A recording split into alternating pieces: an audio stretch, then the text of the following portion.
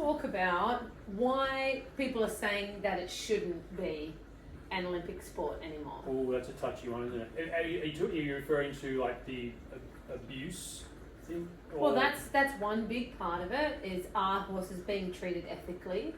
And how is it an even playing field when it is essentially a sport for the wealthy?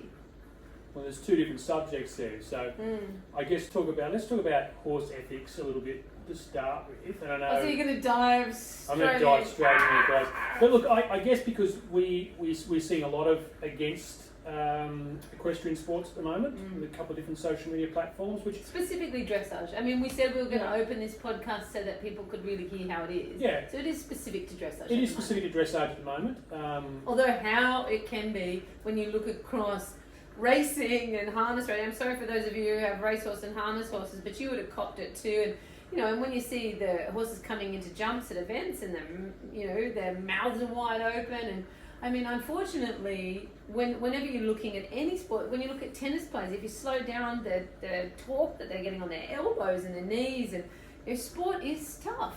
But it's interesting because I guess when you look at that, I mean, I got a little bit more involved with the whole tack thing a couple of years ago, and I keep an eye on the different tack and different sports. Dressage is actually the most hit upon with what you're not allowed to use. So I know, but we are so heavily policed, more so than any of the sports. As I said to you the other week, I find it quite funny, guys, because we're not allowed to use this, we're not allowed to use that, and all these things you're not allowed to use. But by laws, is it still you have to use spurs at a certain level at dressage?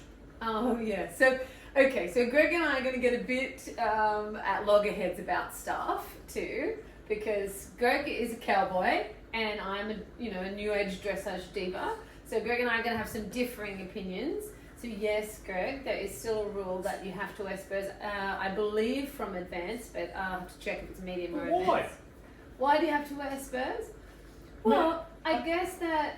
Well, I don't necessarily agree with that rule, but to date, my experience is that between medium and advanced, all my horses have had spurs on at that level. Most of them, by the time they get to Grand Prix, don't need spurs anymore.